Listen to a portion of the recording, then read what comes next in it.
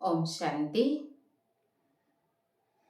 आज डेट 23 जून 2026। प्राप्त मुरली ओम शांति बापदादा। बाबा कहते मीठे बच्चे तुम्हें माने महान सौभाग्यशाली अट कहीं तुमको भगवान से ही पाठ पढ़ाउछंती जहाकू ए पर्यंत कौनसी ऋषि मुनि मध्य पढ़ी ना। तेणु आमे सौभाग्यशाली। आज बाबा प्रश्न पचारुचंदी ड्रामार केउ निर्धार्य को केवल तुमे पिला माने जानिछ, दुनिया रे मनुष्य माने जानी नाहंती। उत्तर तुमे माने जानिछ जे एही रुद्र ज्ञान यज्ञ रुही विनाशर ज्वाला प्रज्वलित होईछि। एबे सारा पुराना दुनिया ही एथिरे सुहा हेबाको जाउछि। ड्रामार एही पूर्व निर्धारित भविष्यत को केही अड़े देई पारिबे नाही। एहा एभली अश्वमेध अविनाशी रुद्र यज्ञ जेउथिरे दुनियार समस्त सामग्री सुहा हेबो एवं आमे एही पतित दुनिया को आउ आसीबा नाही। एहाकू ईश्वर कृत कुहाजिबो नाही, ड्रामार निर्धार्य बोली कुहाजिबो। गीत मुखड़ा देखले प्राणी। ओम शांति। तुमे पिला माने मध्य मनुष्य अट। एहा मनुष्य मानकर सृष्टि अटे। वर्तमान तुमे ब्राह्मण धर्मर मनुष्य होइछ। बाबा आत्मा मानक शिक्षा देउछंती।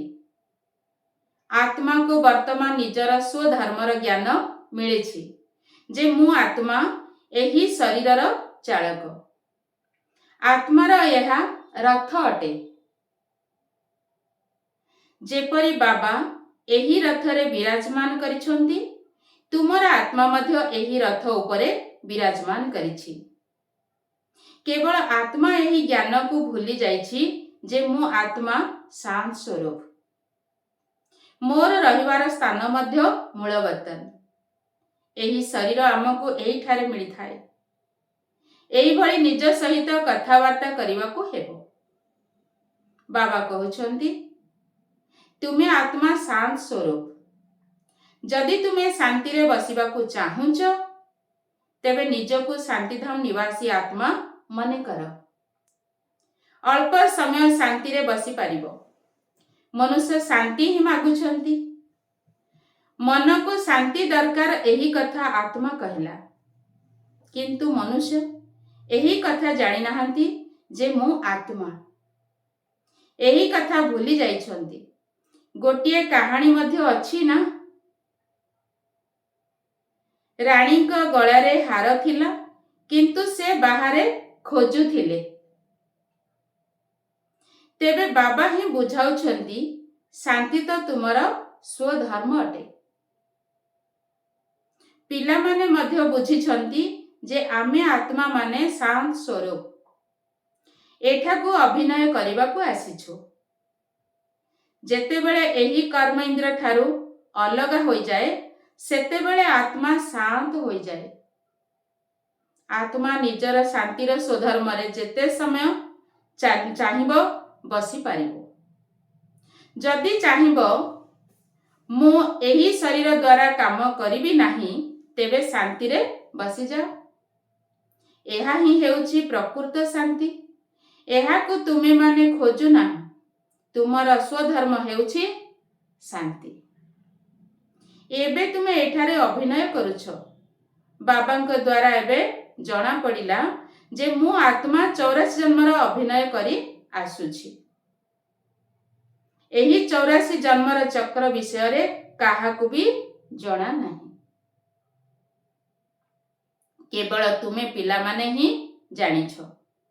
प्रथमे आमे सूर्यवंशी राजा प्रजा थिले, पुणी चंद्रवंशी, तापरे वैश्यवंशी, तापरे शूद्रवंशी हेले। एबे ପୁନର୍ବାର ଆମକୁ ସୂର୍ଯ୍ୟବଂଶୀ ହେବାକୁ ପଡ଼ିବ। ତୁମେ ପିଲାମାନେ ଏବେ ସୃଷ୍ଟିର ଆଦି ମଧ୍ୟ ଅନ୍ତକୁ ଜାଣିଗଲଣି। ତେବେ ତୁମେ କେତେ ସୌଭାଗ୍ୟଶାଳୀ ଅଟେ। ବାବା ତ ଯଥାର୍ଥ କଥା ବୁଝାଉଛନ୍ତି। ଏହା ହିଁ ହେଉଛି ସତ୍‌ଗତି ମାର୍ଗ। ଏହି କଥା ବୁଝାଇବାକୁ ହେବ ଯେ ସମସ୍ତଙ୍କର ସଦ୍ଗତି ଦାତା ଜଣେ ହିଁ ଅଟନ୍ତି। ଏବେ ତୁମେ ଜାଣିଗଲଣି ଯେ ବାବା ଆସି ଆମକୁ 21 ଜନ୍ମ ପାଇଁ ସଦ୍ଗତି ପ୍ରାପ୍ତ କରାଉଛନ୍ତି। ବାହାର ଦୁନିଆରେ ମନୁଷ୍ୟମାନେ ଏହି କଥାକୁ ଜାଣି ହିଁ ନାହାନ୍ତି।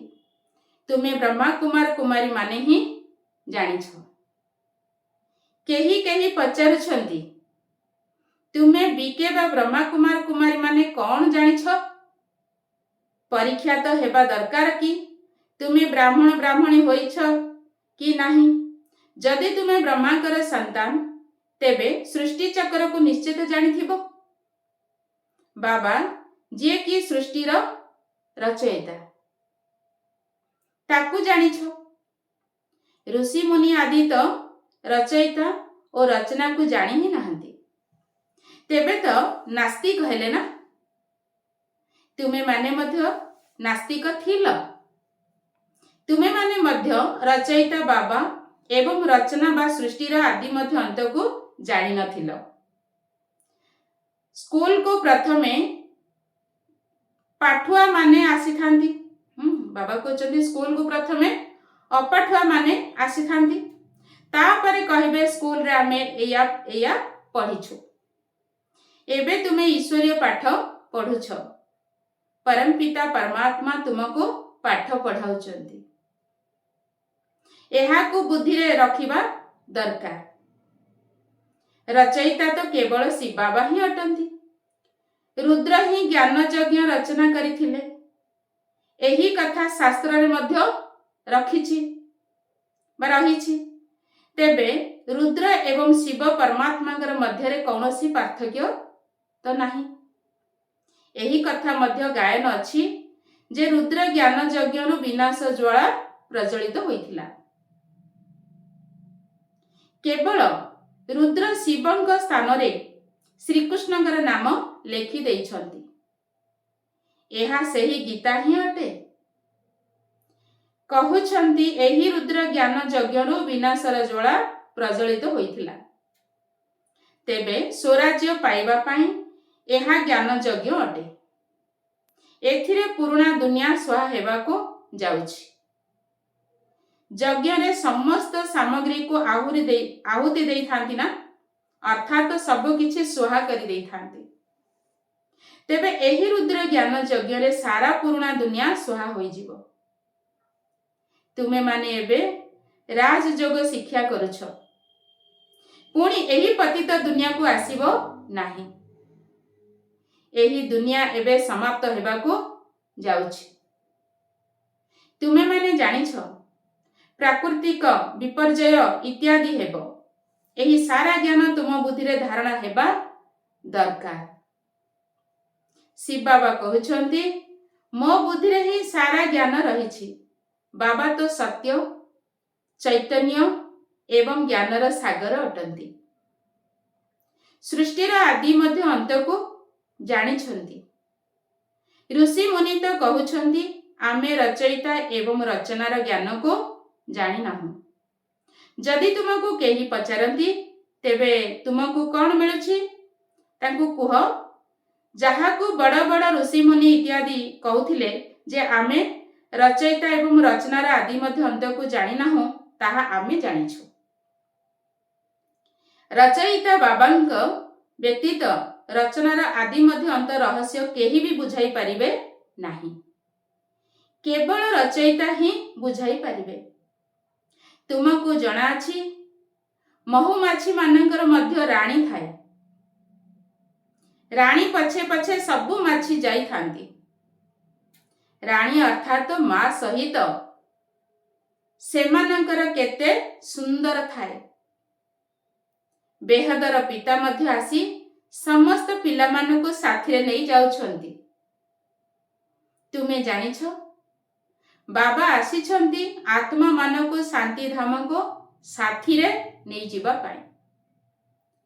ପୁନର୍ବାର ଆମର ସତ୍ୟ ଯୁଗର ଅଭିନୟ ଆରମ୍ଭ ହେବ। ଯେଉଁ ଅଭିନୟ କରିବା ପାଇଁ ତୁମେ ଏହି ଦେବୀ ଦେବତା ପଦ ପାଉଛ, ଏଠାକୁ ତୁମେ ମନୁଷ୍ୟରୁ ଦେବତା ପଦ ପାଇବା ପାଇଁ ଆସୁଛ। ସବୁ କଣ ଏହିଠାରେ ହିଁ ଧାରଣ କରିବାକୁ ହେବ? ଏହି ଲକ୍ଷ୍ମୀ ନାରାୟଣଙ୍କ ଭଳି ହେବାକୁ ପଡ଼ିବ। ଏମାନଙ୍କୁ ଦିବ୍ୟ ଦୃଷ୍ଟି ବିନା କେହି ଦେଖିପାରିବେ ନାହିଁ। ଏବେ ତୁମେ ଜାଣିଛ ଆମେ ସୂର୍ଯ୍ୟବଂଶୀ ଦେବତା ହେବୁ। ତୁମ ବୁଦ୍ଧିରେ ଅଛି ଯେ ସ୍ୱର୍ଗର ରାଜଧାନୀ କିପରି ସ୍ଥାପନା ହେଉଛି। ସତ୍ୟ ଯୁଗରେ ଦେବତା ମାନଙ୍କର ରାଜ୍ୟ ଥିଲା, କିନ୍ତୁ ଦେବତା ମାନଙ୍କର ରାଜ୍ୟରେ ମଧ୍ୟ ରାକ୍ଷସ ମାନଙ୍କୁ ଦେଖାଇ ଦେଇଛନ୍ତି। ଏକଥା କେହି ଜାଣି ନାହାନ୍ତି ଯେ ଭାରତ କେତେ ପବିତ୍ର ଥିଲା। ମହିମା ମଧ୍ୟ ଗାୟନ କରୁଛନ୍ତି ସର୍ବଗୁଣ ସମ୍ପୂର୍ଣ୍ଣ। ସେମାନଙ୍କ ସମ୍ମୁଖରେ ମୁଣ୍ଡ ମଧ୍ୟ ନୁହାଉଛନ୍ତି। ମନ୍ଦିର ମଧ୍ୟ ବହୁତ ତିଆରି ହୋଇଛି, କିନ୍ତୁ ଏକଥା ଜଣା ନାହିଁ ଯେ ସତ୍ୟ ଯୁଗର ଆଦି ସନାତନ ଦେବୀ ଦେବତା ଧର୍ମ କେବେ ଏବଂ କିପରି ସ୍ଥାପନା ହୋଇଥିଲା। ଭାରତ ଯିଏକି ଏତେ ଶ୍ରେଷ୍ଠ ଥିଲା, ତାହା ନିଚ କିପରି ହେଲା, ଏକଥା କାହାକୁ ମଧ୍ୟ ଜଣା ନାହିଁ। କହୁଛନ୍ତି ଏହା ପୂର୍ବ ପ୍ରସ୍ତୁତ ନିର୍ଦ୍ଧାର୍ଯ୍ୟ। କାହାର ନିର୍ଦ୍ଧାର୍ଯ୍ୟ ତାହା ମଧ୍ୟ ଜାଣି ନାହାନ୍ତି। ଯଦି ଡ୍ରାମାରେ ନିର୍ଦ୍ଧାର୍ଯ୍ୟ ମନେ କରିବ, ତେବେ ବୁଝିପାରିବ ଡ୍ରାମାର ରଚୟିତା ନିର୍ଦ୍ଦେଶକ କିଏ। କେବଳ କହିଦେଉଛନ୍ତି ଈଶ୍ୱରଙ୍କ ଦ୍ୱାରା ନିର୍ଦ୍ଧାର୍ଯ୍ୟ। ଡ୍ରାମା କହିବା ଦ୍ୱାରା ଡ୍ରାମାର ଆଦି ମଧ୍ୟ ଅନ୍ତକୁ ଜାଣିବା ଦରକାର। କେବଳ ପୁସ୍ତକ ପଢ଼ିବା ଦ୍ୱାରା ଡ୍ରାମା ବିଷୟରେ କେହି ଜାଣିପାରିବେ ନାହିଁ। ଯେ ଏ ପର୍ଯ୍ୟନ୍ତ କୌଣସି ଡ୍ରାମାର ଦେଖିଛନ୍ତି, ଯେପରି ଖବର କାଗଜରେ ମଧ୍ୟ ବାହାରିଥିଲା ଗୋଟିଏ ଶ୍ରୀକୃଷ୍ଣ ଚରିତ୍ରର ଡ୍ରାମା ତିଆରି ହୋଇଛି, କିନ୍ତୁ ଦେଖିବା ବିନା କଣ କେହି ବୁଝିପାରିବେ? ଯେବେ ଦେଖିବେ ତେବେ ଯାଇ ବୁଝିପାରିବେ ଯେ ଡ୍ରାମାରେ ଏପରି ସବୁ ହେବାର ଅଛି। ତୁମେ ପିଲାମାନେ ମଧ୍ୟ ଡ୍ରାମାକୁ ଏବେ ଜାଣୁଛ। ମନୁଷ୍ୟ କହୁଛନ୍ତି ବିଶ୍ୱର ଇତିହାସ ଭୂଗୋଳର ଏହି ଚକ୍ର ଘୂରି ଚାଲିଛି, କିନ୍ତୁ କିପରି ଘୁରୁଛି ଏହି କଥା କାହାକୁ ବି ଜଣା ନାହିଁ। ନାମ ମଧ୍ୟ ଲେଖାଯାଉଛି ସତ୍ୟଯୁଗ, ତ୍ରେତୟା ଯୁଗ, ଦ୍ୱାପର ଯୁଗ ଏବଂ କଳି ଯୁଗ, ପୁଣି ସଙ୍ଗମ ଯୁଗ। କିନ୍ତୁ ମନୁଷ୍ୟ ଭାବି ନେଉଛନ୍ତି ଯୁଗେ ଯୁଗେ ଆସୁଛନ୍ତି। ସତ୍ୟ ଯୁଗ ତ୍ରେତୟାର ମଧ୍ୟ ସଙ୍ଗମ ହୋଇଥାଏ, କିନ୍ତୁ ସେହି ସଙ୍ଗମ କୌଣସି ମହତ୍ଵ ନାହିଁ। ସେଠାରେ ତ କିଛି ହୋଇନଥାଏ। ଏହି ସବୁ କଥା ତୁମେ ମାନେ ଜାଣିଛ। ସତ୍ୟଯୁଗୀ ସୂର୍ଯ୍ୟବଂଶୀ ମାନେ ଚନ୍ଦ୍ରବଂଶୀ ମାନଙ୍କୁ ରାଜ୍ୟ କିପରି ଦେଲେ? ଏମିତି ନୁହେଁ କି ଚନ୍ଦ୍ରବଂଶୀ ମାନେ ସୂର୍ଯ୍ୟବଂଶୀ ମାନଙ୍କ ଉପରେ ବିଜୟ ପ୍ରାପ୍ତ କରିଥିଲେ। ତାହା ନୁହେଁ। ଯିଏ ଚନ୍ଦ୍ରବଂଶୀ ରାଜା ହେବେ, ତାକୁ ସୂର୍ଯ୍ୟବଂଶୀ ରାଜା ରାଣୀ ରାଜ୍ୟ ଭାଗ୍ୟର ତିଲକ ଦେଇ ସିଂହାସନରେ ବସାଇବେ। ରାଜାଙ୍କୁ ରାମ ଏବଂ ରାଣୀଙ୍କୁ ସୀତା ଉପାଧି ମିଳିବ। କିଏ ଦେଲେ? କୁହାଯିବ ସୂର୍ଯ୍ୟବଂଶୀ ମାନେ ରାଜତ୍ୱ ହସ୍ତାନ୍ତର କଲେ। ଏବେ ତୁମେ ରାଜତ୍ୱ କର। ଯେଉଁ ଦୃଶ୍ୟକୁ ତୁମେ ପିଲାମାନେ ସାକ୍ଷାତକାରରେ ଦେଖିଛ, ବାକି କୌଣସି ଲଢ଼ାଇ ଆଦି ଲାଗିନଥାଏ। ଯେପରି କାହାକୁ ରାଜତ୍ୱ ଦିଆଯାଇଥାଏ, ସେହିପରି ଦେଇଥାନ୍ତି। ସେମାନଙ୍କର ପଦ ଧୋଇ ଦେଇ ସେମାନଙ୍କୁ ରାଜତିଲକ ଦେଇଥାନ୍ତି। ସେଠାରେ କେହି ଗୁରୁ ଗୋସାଇଁ ନଥାନ୍ତି। ଏବେ ତୁମେ ପିଲାମାନଙ୍କର ବୁଦ୍ଧିରେ ଅଛି ଆମେ ଦୈବୀ ସ୍ୱଭାବ ସମ୍ପୂର୍ଣ୍ଣ ହେଉଛୁ। ସୂର୍ଯ୍ୟବଂଶୀ ଚନ୍ଦ୍ରବଂଶୀ ରାଜ୍ୟରେ ଆମେ କେତେ ସୁଖୀ ଥିଲୁ। ବାବା ଆମକୁ ଦୁଃଖରୁ ମୁକ୍ତ କରି ସୁଖକୁ ନେଇ ଯାଉଛନ୍ତି। ଆଉ କେହି ଏଭଳି ସୁଖୀ କରିପାରିବେ ନାହିଁ।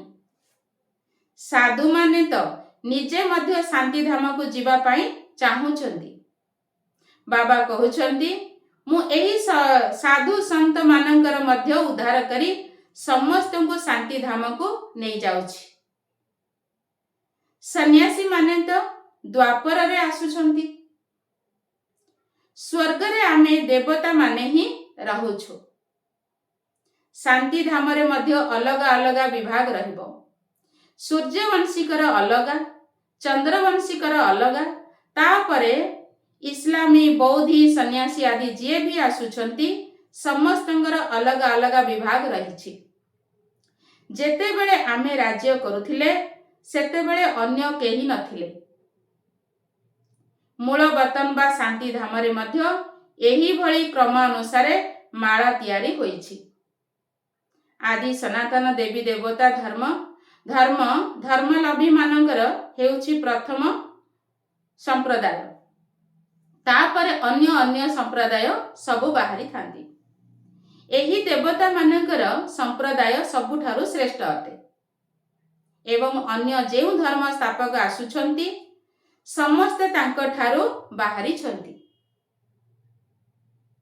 ତୁମେ କହିବ ଇସଲାମୀ ମାନଙ୍କର ହେଉଛି ଦ୍ୱିତୀୟ ନମ୍ବରର ସମ୍ପ୍ରଦାୟ, ପୁଣି ବୌଦ୍ଧୀ ମାନଙ୍କର ତୃତୀୟ ନମ୍ବର, ଆମେ ହେଲେ ପ୍ରଥମ ନମ୍ବରର। ବାକି ଶ୍ରୀମତ ସଂଖ୍ୟାରେ ଆହୁରି ଛୋଟ ଛୋଟ ତ ଲକ୍ଷ ଲକ୍ଷ ସଂଖ୍ୟାରେ ଥିବେ।